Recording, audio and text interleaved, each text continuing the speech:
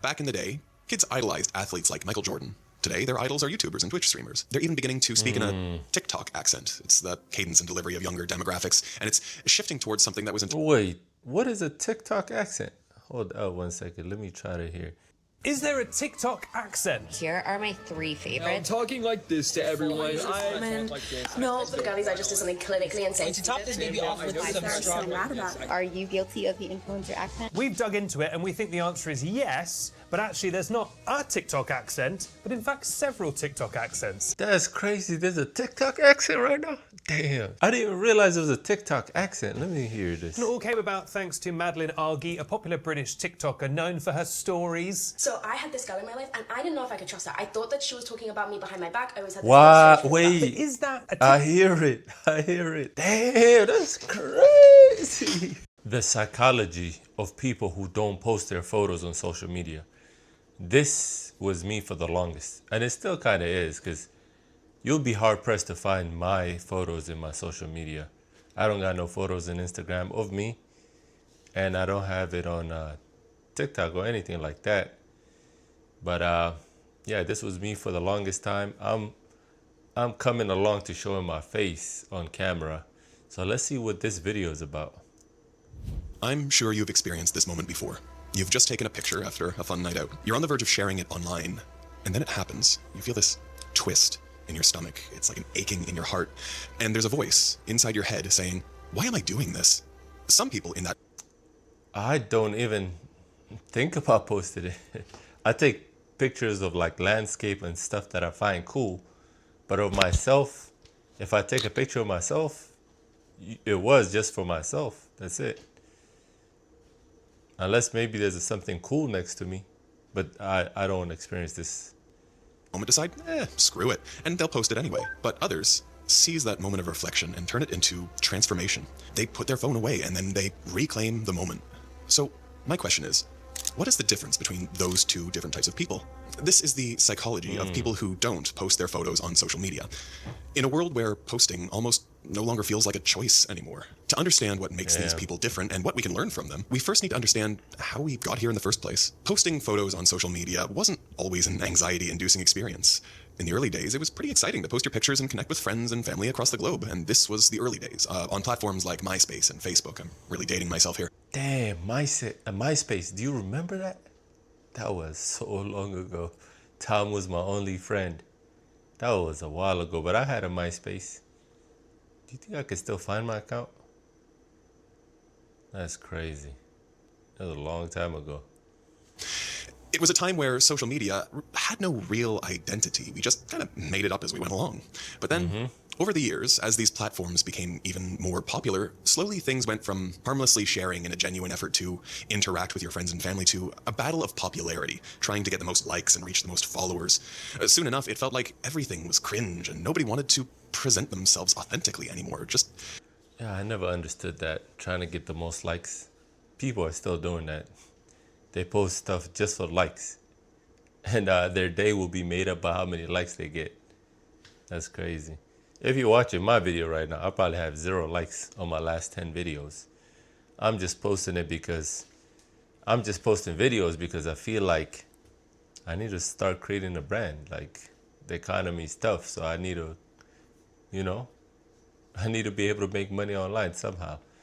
Because making money the old way is kind of hard right now. They wanted to post what would get the most results. That shift in behavior is something psychologists term as extrinsic motivation, compared to the intrinsic behavior of sharing pictures from a fun night with friends. Extrinsic motivation is less about what you like. Instead, it strips away your individuality for external rewards or to avoid punishment. In an effort to escape being cringe, we are forgetting what it means to be real. Compared to the early 2010s, posting nowadays feels less like an expression and more like performance. The average dinner date is, it's dystopian. You get your meal and you cannot wait to dig in. Maybe you've been waiting hours and then you get a gentle smack on your hand to get away from the cutlery and your date pulls out their phone and spends a... That's crazy. That's another thing it took me a while to get used to. Because whenever I see delicious food, I want to dig in right away. But a lot of times when I'm with people who want to take photos of the food, they always remind me to stop. How do we get down to this? minutes capturing aesthetic photos with the meal, not so you guys can savor that moment and then relive it later, but it's all for the gram. So the followers That's know what I that was about to say. Like reliving a meal. Can you relive a meal? Because I don't. I mean, I guess I can remember what it tastes like, but it's not the same thing as like reliving a memory. You know what I mean? eat at expensive places. It's all performative, and recognizing that doesn't easily exclude you from the theater. Extrinsic motivation has everyone in a chokehold. Even if you don't have aspirations to be an influencer, there's still a minimum bar that people feel a pressure to keep up with. I know I do. It's an invisible line in the sand that we deem as a standard. You don't fully realize it until it just randomly hits you. This battle between extrinsic and intrinsic motivation is made even clearer in one specific kind of moment, and this is called the photographer's paradox. So follow me on this one. Have you ever found yourself at a function that you enjoy? Maybe it's a concert. Your favorite singer is hitting all the right notes, and your soul is it's in tune with the experience. And then you realize you haven't taken a picture yet, and suddenly you're burdened by a weight of emotional proportion. Oh, suddenly your mind starts to zone into capturing what you're feeling inside of a photo. As both the observer and the performer, you expect this should be easy. Well, therein lies the paradox. The need to prove that I was here and I had fun, and then it just ruins the value of the experience. The conflict between creating for yourself and performing for an imaginary audience will only end when you abandon the need to post every experience on social media. Just the other day, I recorded the fireworks in 4th of July. And while I'm trying to capture it, I missed basically the whole, like I didn't experience it that much. But I guess it wasn't even that fun because the crowd wasn't into it. They were not yelling that much. And I was just trying to like keep my hand up to try to make sure it's in frame and all that. I don't have that gimbal or whatever it's called. So while doing that, I didn't really enjoy that. That's crazy. The temptation to participate ultimately leads to no solid end, and that's by design. After all, we are living in an attention economy. Not many can fully grasp the decision to look past this new normal. However, the Danish philosopher Søren Kierkegaard understood such withdrawal from convention. Back in the 19th century, Kierkegaard drew a spotlight on individual authenticity. He highlighted individuality as a guiding principle in the face of a crowd, arguing that the crowd is untruth, a place where people hide from themselves, acting only on what's popular. In his view, the pressure to meet up with standards or avoid being cringe ultimately drowns out our true selves. Kierkegaard's warning was never as haunting as it is today. Now we understand why. In our world today, the crowd isn't just the collective consciousness of social media users, it's the algorithm, a specially designed tool dedicated to keep us engaged with the platform's content. Insecurity is profit. When the crowd says your phone's camera is outdated, well, you go out and buy the newest iPhone. When it says you're not fit enough, you buy a conveniently advertised weight loss tea. With all the loudness from the outside, how would you ever find yourself? The whims of celebrities and algorithms dictate the standard. So there are those who ask, why should participation matter? This answer from French philosopher Albert Camus rings true for the outliers. With rebellion, awareness is born. A user who refuses to post is a textbook Camusian rebel.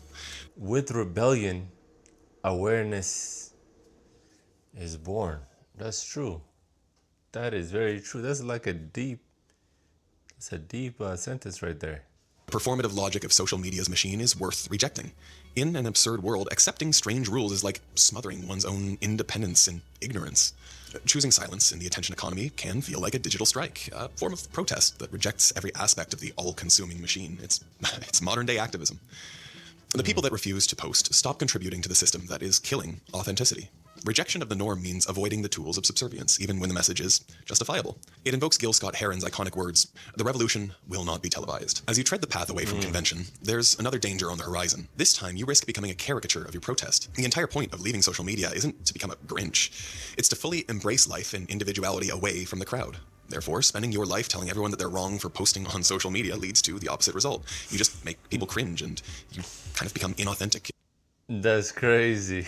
The real world. Human beings may be complicated, but we are also quite simple in unexpected ways. It's like asking a friend not to have a chilled can of Coke on a hot summer afternoon because it's unhealthy. Sure, they get it, but there's no way they're going to let you talk them out of it. Social media is pretty similar, especially among younger generations. Here's my old man shouts at cloud moment. For Gen Z, it's synonymous with thriving. Psychologist David Elkind described adolescents as having an imaginary audience. Even with their phones switched off, younger generations seem primed to always act with an audience in mind. It's no surprise. Just look at the rise of the Gen Alpha term 6-7. The entire point of the meme is to do it in the presence of an audience, without which it has no meaning. It's a symbol to others that you are in the know, that you're a part of the tribe. It's completely performative and completely extrinsic. You also see it in the idols kids of today have. Back in the day, kids idolized athletes like Michael Jordan. Today, their idols are YouTubers and Twitch streamers. They're even beginning to speak in a TikTok accent. It's the cadence and delivery of younger demographics, and it's shifting towards something that was... Wait, what is a TikTok accent? Hold on 1 second. Let me try to hear. Is there a TikTok accent? Here are my 3 I'm favorites. talking like this to everyone. No, for the girlies, I just did something clinically insane. To top this baby off with some strawberries. Are you guilty of the influencer accent? We've dug into it and we think the answer is yes, but actually there's not a TikTok accent, but in fact several TikTok accents. Let's Really? break them all down on this episode of Scroll Deep, the show that keeps up with internet nonsense so you don't have to, so make sure to follow. So this discussion That's crazy. There's a TikTok accent right now. Damn. Society's moving so quick. What the hell? I didn't even realize there was a TikTok accent. Let me hear this. It all came about thanks to Madeline Argy, a popular British TikToker known for her stories. You know when your grandma's like, I'm watching my stories? That's what she's watching, Madeline Argy. And someone made a video accusing her of having TikTok accent. I'm actually gonna cry. I have to be out of this flat, like packed up, moved out. I'm a fan of Madeline Argy, but I don't quite understand the Americanization of UK TikTokers. Which in this instance basically means like an Americanized British accent, sort of like a mid-Atlantic accent. And yeah, if you listen to her accent, it has got more American over time. So I had this girl in my life, and I didn't know if I could trust her. I thought that she was talking about me behind my back. I always had this Wow, frustration with that. wait. Is that a I hear it. I hear it. I feel like, yeah, that. Damn, that's crazy. What the hell? Oh my God. Let's go back to the original video. That's crazy though. It's a performative change, as if every conversation is a potential clip, and everyone is a creator in waiting, hoping for the day that they go viral. It's crazy that the word chat might soon become a fourth-person pronoun. It's carved from the world of streaming. People have started using this word in real life to reflect the same feeling of breaking the fourth wall and speaking to an imaginary audience. Posting on social media is... Yo, one of my friends, he be saying chat a lot. Oh my God, that's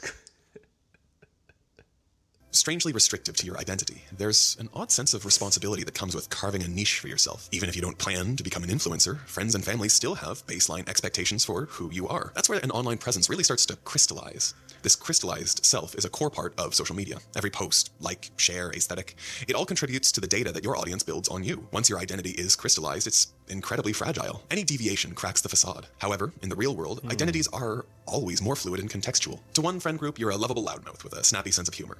To another, you're a career-driven person and you're always in a serious mood.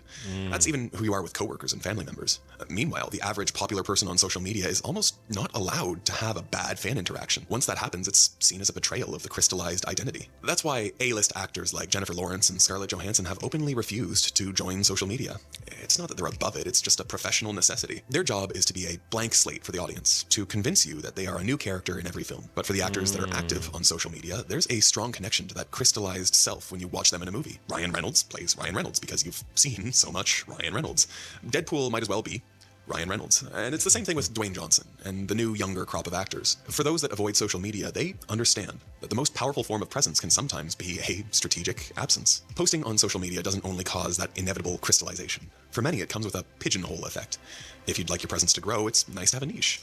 One small problem, though. By sticking with a niche, you risk becoming boxed into the one thing that you got famous for in the first place. If you're a body positivity influencer, a moment of dissatisfaction can lose you followers. You're no longer... I thought this was the psychology of people who don't post in social media. This guy's talking about people who do post. Tell me about the psychology of people who don't. Why they think like that? Are you just saying it's a rebellion? You're a person. You're only a product with a brand identity. When someone avoids posting their photos and life on social media, it's more than just quitting addiction. It's a jailbreak that shatters the crystallized nature of themselves, returning to a more fluid personal identity. While it feels like the people who don't post on social media are a small group, that couldn't be farther from the truth, actually. For decades, internet culture has actually operated on a 1% rule, one that dictates only 1% of users create content, 9% interact, and 90% consume. But today, the passive 90% are strategically withdrawing further. Yes, even with their minimal participation, there's a growing effort to abandon posting. People who would upload a new picture once a year are clearing their entire feed. A 2023 survey found that 47% of Gen Z delete posts because they didn't get enough engagement, and 1 in 3 avoid posting at all. That's crazy. There's some people who, I'm not gonna name names, but there's some people who do delete the post because they didn't get likes. That means they were looking for validation from that post. That's crazy when you think about it. You shouldn't attach your value to likes. That's crazy. All out of fear of judgment. But that doesn't automatically mean they've closed the curtains on social media. No, this shift is from public broadcasting to a more private, narrow casting. We're seeing the rise of Finstas and close friend lists. The small, curated circles where people feel they're safe from the biggest consequences of social media. Ephemeral content is even bigger than ever. Think of stuff like Instagram, TikTok, WhatsApp, and Snapchat stories. After 24 hours, it all disappears, reducing the pressure of a permanent record. What we're witnessing is the rise of the quiet participant, a new face to social media that refuses to participate in the game of algorithms. But that doesn't exempt them from its consequences. Even quiet users are vulnerable to social media's worst effects. In what I would describe as an ironic twist, the reality of social media users, you have to wonder why the truth isn't so popular. On the outside, it looks like everyone is participating actively, but this silent majority holds all the cards. It's only a matter of time before an exodus brews, hitting the pockets of the tech companies of the world. So in a culture that rewards visibility, withholding information is self-control. And in a generation raised on endless comparison, the decision to keep something private stands as one of the final ways to stay mentally independent. The world is quickly becoming one where memories are harvested, feeding into AI and algorithms, spewing a crude version of our desires back at us. Choosing not to post might be the only way for us to remain uncaptured, unmeasured, and unprofitable. So, But it still has a use though. Like, let's say you have hobbies, it could be a way to connect with people, right? Like, it has its uses. It's just the people who attach like their value to the likes. Like, if they don't get likes, they feel shit. If they do get likes, they feel hella good. Why does that likes on a post have that much effect over you? You know what I mean? I mean, it's good you get likes. But it shouldn't, like, when you don't get likes, you should just be proud. Like, oh yes, I like that shirt that I was wearing the other day. I'm feeling good, whatever it might be. I don't even know how it works. I barely post stuff, but I'm just saying, I don't like seeing people who are so much affected by the likes of their post. This was a good video. And I don't have a social media presence. I don't have that many photos there in my social media. Even in this video, I don't have nothing attached. No Instagram, no TikTok, nothing like that. My friend keeps telling me to join TikTok, but I'm like, nah. I don't like TikTok makes you, I feel like it makes your attention span very small. YouTube doesn't. YouTube is for people who have higher attention span, and I don't want my attention span to be shorter than it is. Well, thank you for watching. I appreciate the likes. Give me the likes, man, so I can start posting social media. It's like, no, I'm just kidding. I don't care about no likes. But subscribe, though, and watch. That's what I care about. If you subscribe and watch. Don't like if you don't have to. You can even dislike it.